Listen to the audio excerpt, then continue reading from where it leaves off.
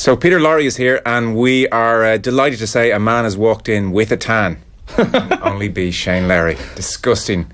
Us vitamin D deprived types, and look at you, healthy, that Floridian sun.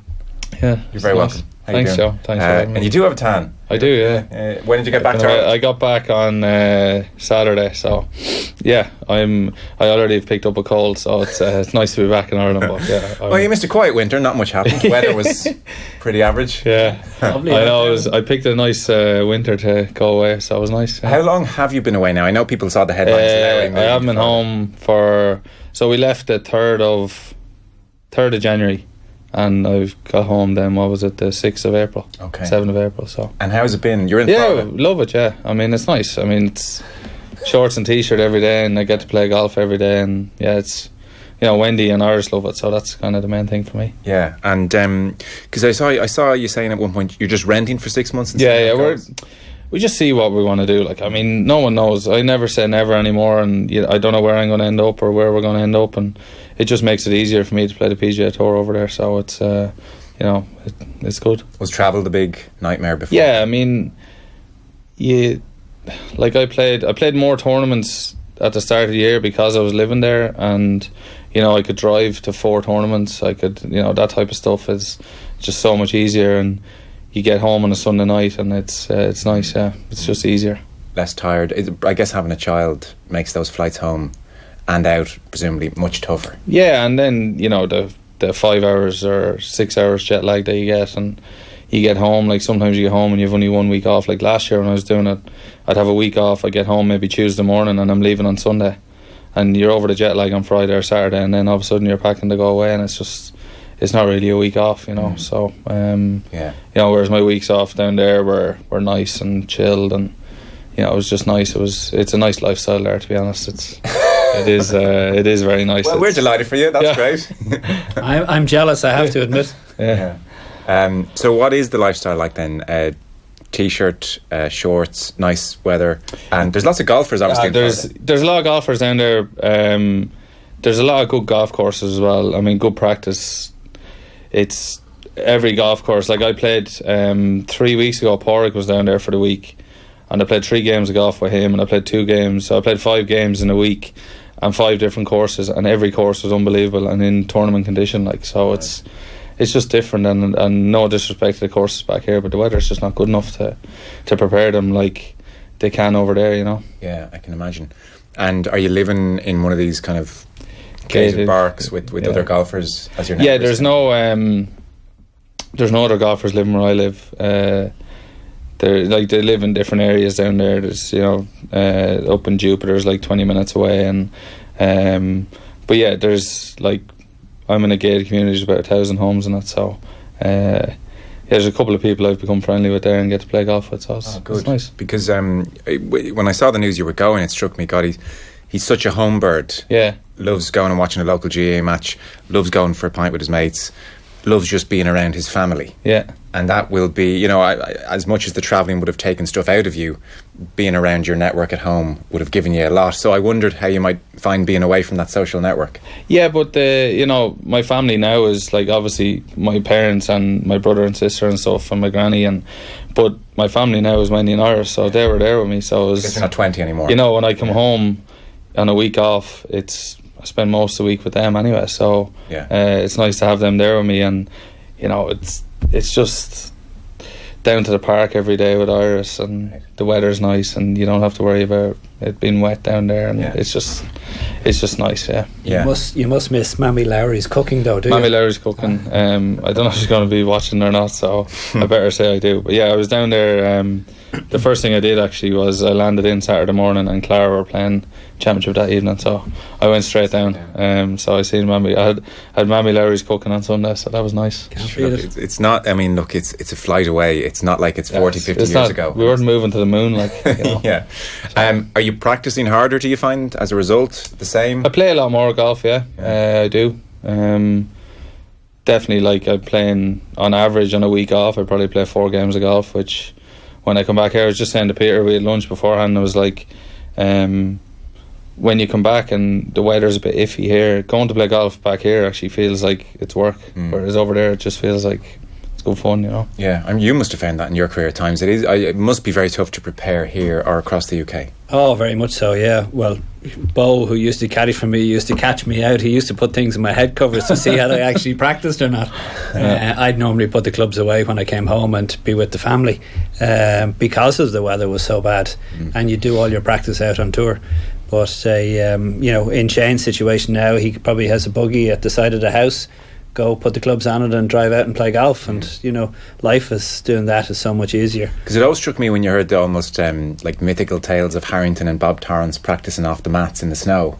Like, it's amazing, and that's Harrington's unique brand of brilliance and madness. But like, practicing off mats as opposed to honing your short game around greens and hitting off the turf is like you're at such a disadvantage. Yeah, I think we are. Like, I randomly bumped into Porrick yesterday, and we had a cup of tea and sat down and had a chat, and we were just talking about it. And like, he's doing a bit of practice this week. He said he's like doing a bit down the K Club and trying to get a bit more practice on the course done. And he said he never really realised it, but because he was doing quite well, and he never had anything to look at because he always did quite well. But he said we are a little bit of a disadvantage, living here, the weather and stuff like that. But does it make you better in tough conditions, like a rainy open Saturday?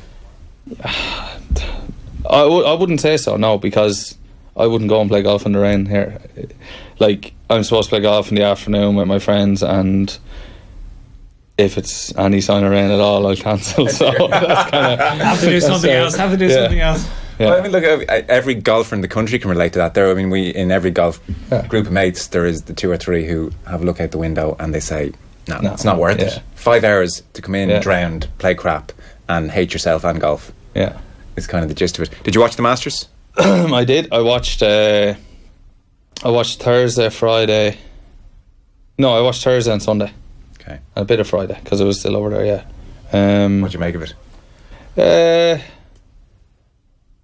Obviously, Patrick Reed did very well. I was very impressed with Jordan on Sunday. Yeah. I mean, I was disappointed for Rory, obviously. I genuinely did feel he was going to win on Sunday, and I think a lot of people were the same, because I felt like a lot of guys were too far behind to catch Patrick. But it was the Masters. I was obviously disappointed not to be there, but it was an interesting Sunday, wasn't it? It was like, I really enjoyed watching it, but I mean, obviously, I thought at the start of the week I picked Ricky Fowler. I thought he was going to do well, but I thought Patrick Reed was unbelievably impressive on Sunday. Yeah, he held it together.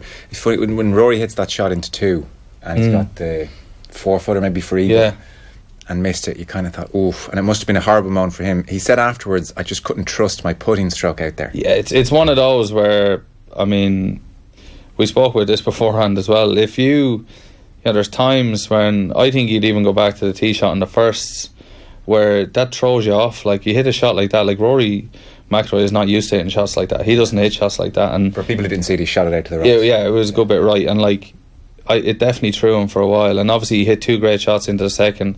And I believe if he held that putt, he probably would have went on to definitely contend on the back nine. But it was one of those, you hit that drive and then you miss that putt, and all of a sudden you don't trust yourself for the day.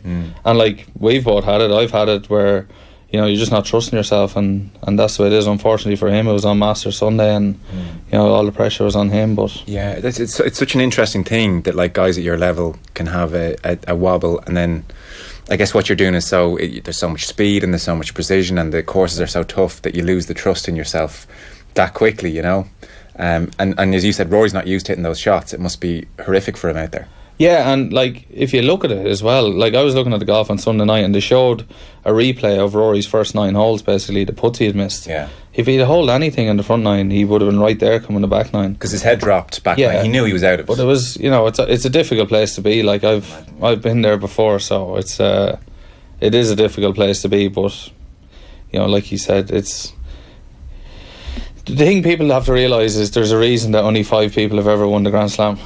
And he hopefully one day will win it, and that's what he says himself. But it's very difficult to do, obviously, and he's got a great chance. He's got another, I suppose he's definitely got another 15 years at it easily. So what did you make of his putting, Peter? We haven't spoken to you yet, because in the first 3 days he was actually you looked at the strokes gain, putting stats, and even if you just watched with your eye, I mean, everyone's saying, well, he's got this clicked. Brad Faxon and him have had a good chat, and it looks like it's continuing into the Masters, and it looked like he had it kind of cracked. He looked lovely, I have to admit. Everything was smooth. The putter head was released. And, you know, he was aggressive with his putts. Like, the putts were going into the hole with a nice speed. You know, he held a lovely putt on the first on Sunday. Yeah. And then he came to it was a tricky downhill, a little bit left to right on the second. And he just, all of a sudden, just seemed to go back to the kind of the Dave Stockton type era of, you know, holding the putter off, not releasing it. Yeah. And that's the way he looked for the whole rest of the round. That every putt that he missed right, which would suggest, you know, your hands are ahead of it and you're nervous, so you had a little peak and you've lost it to the right. Understandable he would go back to the Stockton method, which he would have spent a lot more time practicing. Absolutely. Look, we all have faults, and you know, the sort of the major fault always kind of creeps back in very quickly. You know, it's very disappointing for Rory. He had that opportunity, but he really did struggle with the putter. And you know, I looked at it, and you know, you look at it as an outsider, the old hurler on the ditch kind of situation, and every single putt he led with his left hand. He never released the putter once. Is it harder to release when you're feeling tight and nervous? On those kind of speed of greens, yes, definitely. Right. But he putted so well for the first couple of days. Like, he holed everything that he looked at Saturday.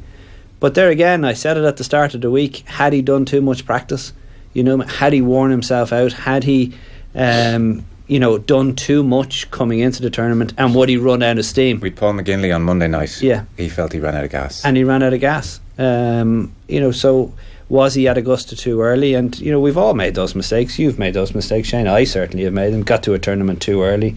You know what I mean? You prepare, everything's going well, and then all of a sudden you just get tired. What's too much? What do you do? Like Tuesday, Wednesday? Like, it can vary. Yeah, so you get to Augusta, like when I go to Augusta the week beforehand, like I go Saturday beforehand, just because it's Augusta and you get to play Augusta and you're excited to play it. But it's important then. I'd only play 9 holes each day. But I mean, yeah, he might have done too much. But listen, you can sit here and you can dissect it all day, and if he'd have done this and if he'd have done that, and you know, at the end of the day, like nerves, I mean, that putt on the second is down, it's 3 feet, it's downhill left to right, you know, and it's one of those putts. He looked like he just couldn't wait to knock it in. Yeah, do you know what I mean? It was very fast and tricky. He just couldn't wait to hit it, like, and you know, he didn't hold it, and that's the way the game goes sometimes. And you know, he'll be there again, and that's just the way it is. And it might happen to him again that he won't win, but it might happen that he will, and that's just the way the game goes, I think. I'm not trying to get you in trouble here, so just say no comment if you don't want to talk about it. Patrick Reed obviously has got a lukewarm reception, to say the least. Do you know him well? Do you know him at all? See, I don't know. Like, I mean, it's disappointing that the guy has the best day of his whole life, and then people start bringing up stuff from the past. I think, like, I don't know the chap very well, but I have had some dealings with him, and I've never found anything bad about him personally. You know, there is guys out there that don't have much to say about him and much good to say about him, but I just find it very disappointing that he's after having the best day of his life, winning the biggest tournament of his career, and people always drag. Even, I mean, I was sitting on the couch yesterday and Wendy whips up this article on Daily Mail and she starts talking about it, and I'm just saying to her, I don't even want to hear about what it's about. Like, there was it still about his family? Yeah, talking about his wife, or the headline was something about his caddy cum wife, which insinuates she caddied for him before they were together, but that's not true. Like, they were together before she caddied for him. So it's just disappointing that they do that. I've no bad dealings with him, so I have nothing bad to say about him. Yeah, okay. And one last point in the Masters was Jordan Spieth on the Sunday, as you mentioned. He's unreal, isn't he? He's. I remember getting almost half shivers when he held for the birdie on 16. Yeah. I was like, this lad's not normal. There's something intangible about him that no statistic can measure. Yeah. There's just something about him. I don't know what it is. It's just him and Augusta, isn't he? He loves the place so much. I think the Open last year. Yeah, he does mad things. He's definitely. I mean, he's got balls, and he's got the X factor. completely. Like he's by no means the most talented golfer in the world. But then you look at his stats. Like I fancied him to do well at Augusta because he was number 1 strokes gained tee to green in Houston the week before. He just hasn't been putting well all season, and then he starts to hole a few on Sunday at Augusta, and he did what he did. And I thought he was going to hold that putt in the last, and I thought 14 under would get a playoff. I thought Reed might bogey one of the last 2, but fair play to him. Yeah, he did well to hold it together. So your game, where are you? You've had 8 starts this year. Yeah, 8 or 9, 8. Yeah. So Houston last week. Well, I'll read out your stats and you can give me a dirty look. And I know you're going to give out to me here. Right, okay.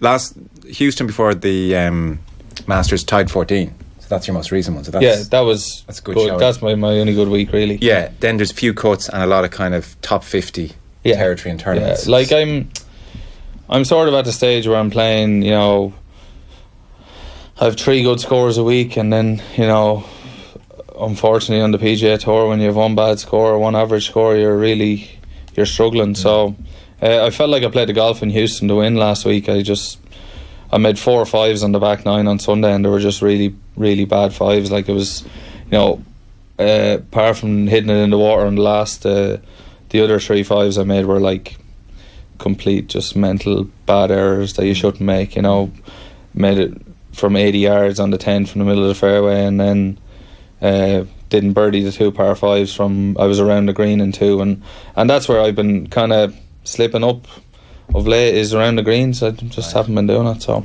it's interesting you describe it as a mental error. So like if a hacker like me misses the green from 100 yards, it's because I just can't hit the ball. So for you, it just it was one like the 10th hole, the pin was front right, and it was easy enough wedge shot to hit it at 10 feet. But then I went after the flag a little bit and hit it up on the ridge and 3-putted it. Because I had no putt, I'd knocked it 10 feet past, and but it was easy to hit it in 10 feet left of the hole, but just got a little bit aggressive, and it was just a bit silly, to be honest. But it's if you get aggressive and pull off the shot though, then it's you're a hero. You think you're great, but it's one of those things where I just needed to try and wait for it to happen instead of forcing it to happen. But look, I was very happy with the week. I thought I played great, and I thought I was disappointed at bogey last because it would have been nice to get a top 10 out of it, but it's definitely better signs anyway. Since the Honda Classic, I feel like I've played quite well. At Bay Hill, I missed the cup, but I had 2 7s there.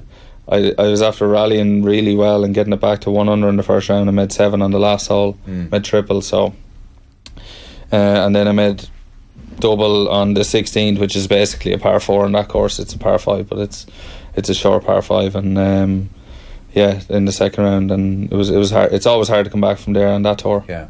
And have you been getting frustrated with yourself, or have you felt I'm actually playing? No, I feel like I'm okay. Like I'm, it's kind of you have to look at it as a bit of a marathon, I suppose. As like, I'm not the golfer, and if you look at my previous years on tour, and I'm not the golfer that's going to play consistently well every week. And I'd like to finish top 25 and top 10 every week, but it doesn't happen to me, so I just have to wait for my moment in the year, and when it happens, then like I need to wait for it to happen, and then when it happens, then I need to take full advantage. Like I don't feel like I took full advantage of Houston, because those 4 5s on the back 9, I make 4 4s, I finish like 4th or 5th or something. So because you broke 70 in 3 of the rounds, so you were so I need to make it. I need to just kind of wait for it to happen, then when it happens, just kind of take it by the scruff of the neck. And But going over your career though, Shane, so far you've had mainly you have kind of 2 spells in a year where you play really, really well, and you do exceptionally well. Like you look at last year, you came back to Europe, or European Tour should I say, and you finished very high up in the Race to Dubai tournaments. So you can kind of take it going forward that once you hit a kind of rich vein in the form, you know what I mean, you're going to do it's all about not panicking for me, like for a couple of years it was like Wentworth's just around the corner. I know, well, I'm playing back there in a few weeks, so for whatever reason that time of year, I don't know if you believe in, I think it's the course, just that course is married the time of year. It's but like that Wentworth I normally play okay, and then that leads into the US Open that I've done alright in the past, and then I don't really know if it's a time of year, but it's definitely couple of times a year. But if, like, I remember Martin Keimer speaking before about, you know, people asking him about he was going through a bad phase, and he's like, I'm not one of these golfers who's going to play well all year. I'll play well a couple of times a year and hopefully win when I do play well. So that's kind of it. Yeah, it strikes me as a much tougher type of golfer to be. I mean, I'll take the Matt Kuchar, you know. I played with Kuch on the Saturday in Houston, and I mean, he just doesn't hit a bad shot. Yeah, he pulls it like, and he hits a big pull and he's leaning and it lands 15 feet left of the flag. You're just like, you know, he just doesn't hit a bad shot. I mean, it's unbelievable. And then, like, you know, he might do something bad, make a bogey, but like, he just gets on with it. And then you look at Houston, I think he finished second or third. Right. Third maybe. Yeah. He's got the weirdest swing. You know, he's nearly like it's like he doesn't hit it hard enough to hit it offline. Yeah. Like, that's what me and Dermot were talking about it going around, and he's like, he doesn't hit it hard enough to go offline. Like, he's 6'5". Yeah. And he doesn't hit it hard. Like, he just taps it out He's not there. particularly long, is he? Hits it in front of him. No. Right. Not long at all. And do you ever watch that and think, I might do that? I might start doing that. I might start knocking in front of me and just being more consistent. No, I don't think that's me. That's just, everybody plays a different way, don't they? Everybody plays their own way. Imagine saying that to Savvy, when he was alive. I just should just chip it down the fairway. Imagine saying that to one of the long hitters. Yeah. Like, I don't think that's... Yeah, I don't think it's... And has your technique changed much in the last 2-3 years? Are you working on anything dramatically new? No, like, tee to green, my game is good. Like, I'm driving the ball well. Do you know what? I struggled at the start of the year. I had 4 tournaments.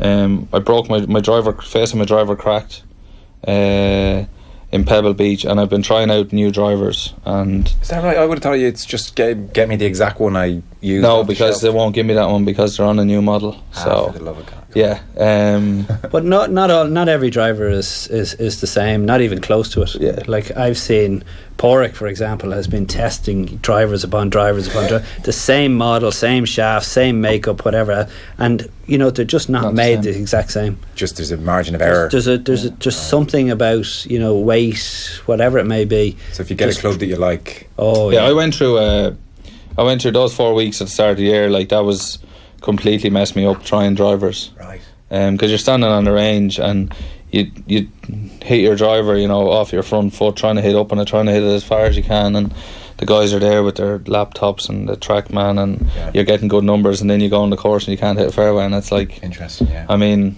you had that TaylorMade driver for a long time. So I had a TaylorMade burner that I used for 6 years, and then when that burst, about 3 weeks later, I got the M2 that I used up until the face burst on it in Pebble. And then went through trying the new stuff, and G-Mac brought me down a few heads. He had a few old heads, and he brought them down to the Honda Classic, and since the Honda Classic I've drove it well. That's very interesting, isn't it?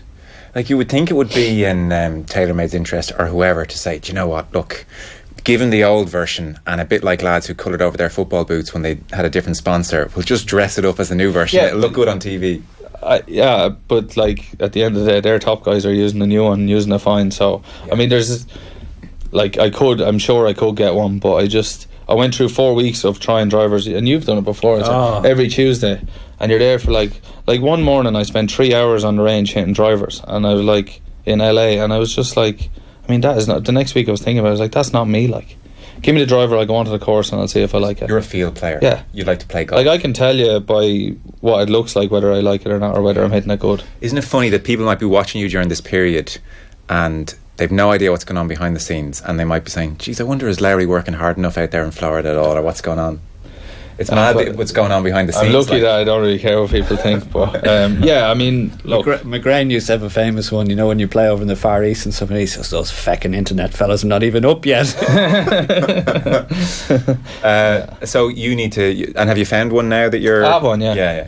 I have one that I can play golf at. I can hit fairways, and I can hit long enough to do me. Right. So, and you've got your own technique, you know your own swing. No, I struggle around the greens a bit lately, and it's something I need to sharpen up. Not your chipping, I presume. Yeah. Really? Yeah. That's the strength of your game. But then it all snowballs, because if you're not holding the 6-4s, then you feel like you're chipping badly. Okay. Whereas if you could be chipping badly and hitting a chip to a sloppy chip to 8 feet, but holding it, and you don't think about it. So it's kind of a snowball. It affects your whole game, doesn't it, putting? Yeah. And but no, I haven't put badly. my stats are not great, but I don't feel bad, and I don't feel like I feel okay. Listen, I'm definitely not panicking. No, I get that sense. Well, you're too experienced now. I mean, you've been around, you've won big tournaments. Yeah. You know, it's an up and down kind of a game, even for the best players. It is, like, and it's a funny game, and I think personally, I mean, I'm not making excuses for myself. I think world golf now is as strong as it's ever been. I think you look at the top players in the world. I mean, even look at the leaderboard of the Masters. I mean, there was the top 8 in the world were in the top 20 after 36 holes, and that's just kind of the way the world golf is at the minute. Yeah. The top guys are so good. Like Dustin Johnson, his bad scores are some people's good scores, you know. So that's kind of just the way it is. Has the standard got so good partially because of things like TrackMan and the technology, or what do you think it is? God, I don't know. I think young lads now, when they come out on tour, are just fearless. I think, you know, you look at John Ram straight out of the blocks. Like, is he number 3 or 4 in the world? And he's like, he's been pro just barely. Is he a year and a half? Not even 2 years. And like, he just comes out and he's so good in college that he just brings that into his professional game, and that's kind of, he doesn't care what anyone else thinks. Whereas years ago, like, when I started, like, a step on the range, and you know, Monty was there in Westwood and these guys, and you're looking at them and you're kind of almost, if you were drawn with them, you'd be, you know, you probably wouldn't get a wink of sleep the night before. But the young lads now, they don't really care. Right, that's an interesting change. Yeah, no, I totally agree. They've no fear at all. They come out and they hit it at every flag, and you know, they go from, they've no commitments either, so they go from tournament to tournament, and you know, they don't care about anything. They just care about winning. And there's nobody out there that they can think that they're fearful of. They just go play, and that's it. Right. So your schedule for the next while, PGA Tour. I'm playing the Zurich Classic with Porrick, team event, so that should be interesting. Oh, I saw you looking for walk-on music. Yeah, we're told we need a walk-on song, so you actually do need one. Yeah, they're doing it the Saturday and Sunday of the event. They're having walk-on music, so. Oh wow! What are the thoughts? World of golf gone to? What are the early thoughts on walk-on music for you? You've come out together. We were thinking the only one we have so far, I think, is "Beautiful Day" from U2. Okay. Because we have to have something Irish. And if we don't pick something, they're going to have a stupid diddly eye song for us. They'll have us walking on like two leprechauns, something like that. No. But yeah, so I'm playing there, and then I'm playing U2 with or without you. Be perfect for you and Paul to walk out. I'm playing Wells Fargo in Quail Hollow the week after, and then the Players Championship, and then I'm back for Wentworth. Okay, right. And you were saying just briefly off air, we briefly spoke, you were saying you don't have 2-3 weeks off again till September territory. Yeah, I'm only 1 week, and then most of those weeks I'll have something on anyway. I'll have corporate stuff to do, so that's hence the reason I didn't play this week. I was supposed to play in Hilton Head this week, but the girls were coming home, so I just said I'd come home with them. Yeah. Are you enjoying it all as much as ever? Like, is life kind of, is everything you'd hoped it would be territory? I like it, yeah. Listen, like anything, I'd love to be doing better. I'd love to be, you know, contending every week and stuff, and I get quite frustrated when my game is not going well and stuff. But yeah, I still enjoy it, and I still enjoy life on tour, and yeah, it's all good. Do you think many are there on a Wednesday in a Pro-Am thinking, oh my God, I'm so sick of this, it's such a grind? Or the majority out there know how amazing it is and love it? I'm sure there's some people, quite a few miserable people out there that wouldn't really enjoy it. But we were talking beforehand and saying, like, you don't know what you have until it's gone, so I kind of need to embrace it when I have it, and I'm very lucky to be doing what I'm doing. Yeah, for sure. So yeah, when it's gone, that's when it really hits you. You know what I mean? So like, all I can say is enjoy every moment of it, because when you lose it and you lose that, you know, that will to for competition, and you know, you get up for it and stuff like that, or you get those nervous feelings on a Thursday morning to go play. They're the really feelings that you really. I have miss. to say, it's been great having Tiger back. Yeah, the tournaments having Tiger back is just. I know. I mean, it's like the tournaments he plays in are just different. Like, it's unbelievable. You wouldn't believe.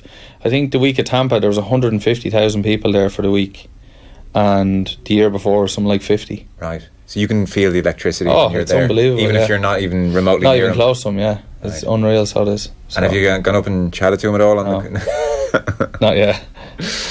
Yeah. Someday. I mean, he's so iconic. It's funny, all the younger players just talk about being desperate to be drawn with him. Yeah, I'd never played with him, so I'd like to play with him. You want to take that box? Yeah.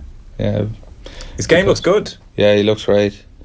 He's hitting it long. He's 128 mile an hour swing speed. Yeah, he's had a couple of those. Some people were calling him that they were misread a little bit on the machine that they use, but he's definitely up there. He's hitting it like as long as anyone. So what would your swing speed be, or do you know? Mine is like I'd be an average like 116. Okay. So ball speed, then I'd be like, I can get, my average is about 174, right. 72, 74, something around that, and he's up around the 180s. That's where the long hitters are, like Dustin and Rory and stuff. It's unbelievable. So yeah, I presume you see him winning again. Yeah, sure. I thought, to be honest, I fancied him to do better at the Masters. I really did. But he just had a tough Friday, didn't he? So it was always going to be hard from there. Yeah, okay. Well, listen, thanks so much for coming in. Appreciate it, Peter. Thanks for dragging him in. More to the point. Absolutely.